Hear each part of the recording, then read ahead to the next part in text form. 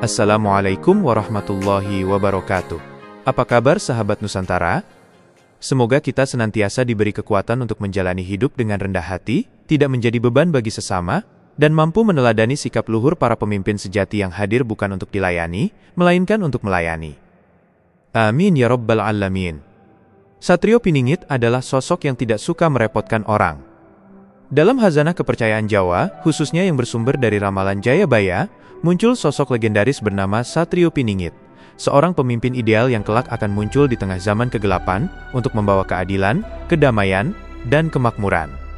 Ia digambarkan bukan sebagai tokoh yang gemar pamer kekuasaan atau mencari popularitas, melainkan sebagai pribadi yang rendah hati, sederhana, dan justru menghindari sorotan dunia. Salah satu ciri khas yang paling mencolok dari Satrio Piningit adalah sikapnya yang tidak suka merepotkan orang lain. Karakter ini bukan sekadar kebiasaan, melainkan cerminan nilai luhur yang menjadi fondasi kepemimpinannya. Sikap tidak suka merepotkan orang pada Satrio Piningit mencerminkan prinsip hidup yang berakar pada kesadaran diri, empati, dan tanggung jawab. Ia memilih hidup sederhana, menjauhi kemewahan yang bisa membebani rakyat atau lingkungannya. Dalam banyak versi ramalan, Satrio Piningit digambarkan tinggal di tempat terpencil, jauh dari hiruk-pikuk kekuasaan, dan lebih memilih bekerja dengan tangannya sendiri daripada memerintahkan orang lain.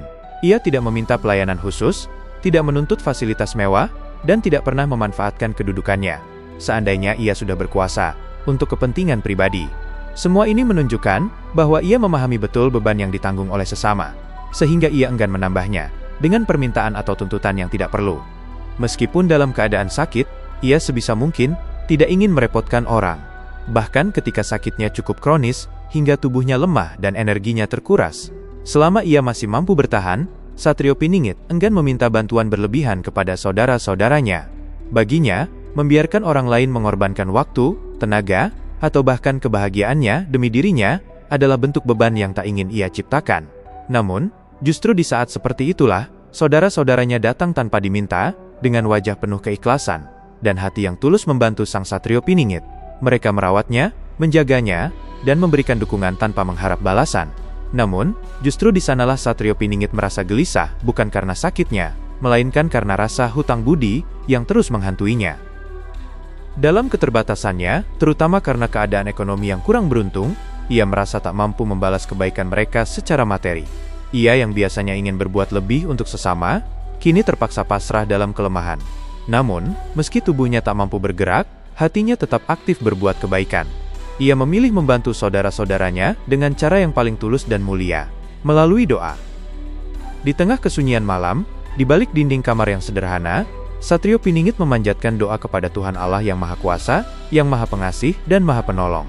Ia memohon keselamatan, kesehatan, kelancaran rezeki, dan keberkahan hidup bagi mereka yang telah dengan ikhlas membantunya. Baginya, doa adalah bentuk bantuan paling murni, tanpa pamrih, tanpa syarat, dan tanpa beban. Lebih dari sekadar sikap pribadi, prinsip tidak merepotkan orang ini juga menjadi metafora bagi kepemimpinan yang berpihak pada rakyat. Seorang pemimpin yang tidak suka merepotkan orang adalah pemimpin yang tidak membebani rakyat dengan kebijakan yang rumit, pajak yang memberatkan, atau birokrasi yang berbelit. Ia justru hadir untuk meringankan beban, menyelesaikan masalah, dan menciptakan sistem yang memudahkan kehidupan bersama. Dalam konteks ini, Satrio Piningit bukan hanya sosok spiritual, tetapi juga representasi ideal dari pemimpin yang humanis dan pro-rakyat. Di tengah realitas sosial politik masa kini, di mana banyak pemimpin justru terjebak dalam sikap konsumtif, hedonis, dan seringkali memanfaatkan kekuasaan untuk kepentingan diri sendiri, sosok Satrio Piningit menjadi semacam cermin kritis. Ia mengingatkan kita bahwa kepemimpinan sejati bukanlah soal seberapa banyak orang yang melayani kita, melainkan seberapa besar kita mampu melayani tanpa menuntut balasan.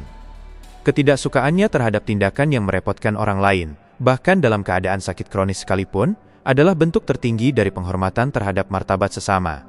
Lebih jauh lagi, sikap ini juga mencerminkan kedewasaan emosional dan spiritual. Orang yang tidak suka merepotkan orang lain biasanya memiliki rasa percaya diri yang sehat, kemampuan menyelesaikan masalah secara mandiri, serta kesadaran bahwa setiap tindakan memiliki dampak sosial. Satrio Piningit, dalam kesederhanaannya, bahkan dikala sakit dan terbatas secara ekonomi, mengajarkan bahwa kekuatan sejati bukan terletak pada dominasi atas orang lain, melainkan pada kemampuan mengendalikan diri sendiri. termasuk menahan diri dari keinginan untuk memanfaatkan orang lain demi kenyamanan pribadi.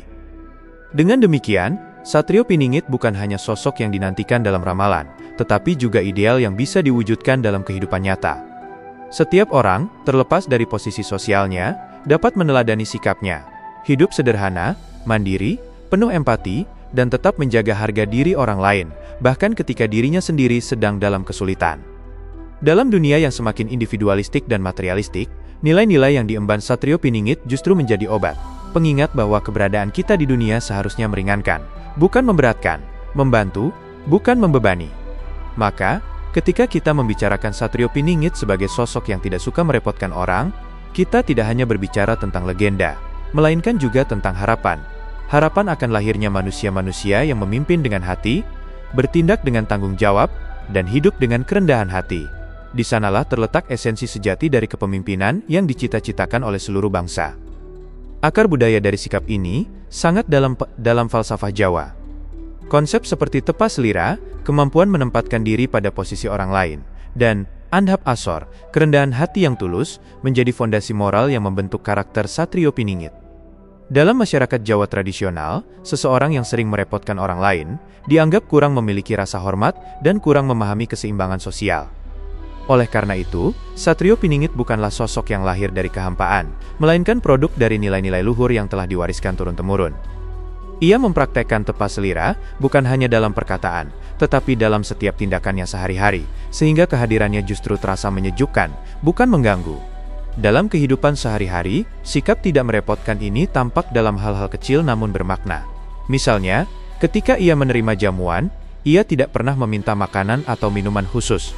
Ia makan apa yang disediakan dengan penuh syukur, tanpa komplain. Jika ia menginap di rumah seseorang, ia membersihkan tempat tidurnya sendiri, mencuci piringnya, dan bahkan membantu pekerjaan rumah tangga sebisanya. Ia tidak pernah membiarkan tuan rumah merasa kerepotan karena kehadirannya. Bahkan dalam hal berpakaian, ia memilih yang sederhana dan tidak mencolok, agar tidak menarik perhatian yang berlebihan atau menimbulkan rasa iri. Semua ini adalah ekspresi nyata dari prinsip dasarnya. Keberadaanku di sini seharusnya membuatmu lebih ringan, bukan lebih berat. Kontras yang tajam terlihat ketika kita membandingkan sosok ini dengan banyak figur otoritas di masa kini. Tidak jarang kita melihat pejabat yang datang ke suatu daerah dengan rombongan besar, menutup jalan, meminta fasilitas khusus, dan meninggalkan tumpukan sampah serta kerepotan bagi warga setempat. Mereka datang dengan dalih melayani rakyat, namun justru menjadi sumber gangguan. Satrio Piningit, sebaliknya, akan datang sendirian, berjalan kaki jika perlu, dan berbaur dengan masyarakat tanpa diketahui identitasnya yang sebenarnya. Ia tidak butuh pengawalan atau penghormatan. Yang ia butuhkan hanyalah kesempatan untuk memahami penderitaan rakyat dari dekat, tanpa harus membuat mereka repot menyambutnya. Dari perspektif psikologis, keengganan untuk merepotkan orang lain seringkali dikaitkan dengan empati tingkat tinggi dan rasa tanggung jawab yang kuat. Namun, pada Satrio Piningit, ini bukan bentuk kecemasan sosial atau rasa tidak layak, melainkan pilihan sadar yang lahir dari kekuatan batin. Ia memahami bahwa setiap permintaan, sekecil apapun, memerlukan energi dari pihak lain. Dalam masyarakat yang sedang kesulitan, akibat bencana alam, krisis ekonomi, atau konflik sosial, energi itu adalah sumber daya yang sangat berharga. Dengan menahan diri dari meminta bantuan yang tidak esensial, ia secara tidak langsung ikut melestarikan cadangan energi kolektif masyarakat untuk hal-hal yang lebih mendesak. Ini adalah bentuk kepemimpinan yang sangat canggih yang bekerja di level sistemik, bukan hanya personal. Sikap ini juga teruji dalam situasi krisis yang lebih luas, bukan hanya krisis pribadi seperti sakit. Bayangkan Satrio Piningit berada di tengah komunitas yang sedang dilanda banjir atau gempa bumi.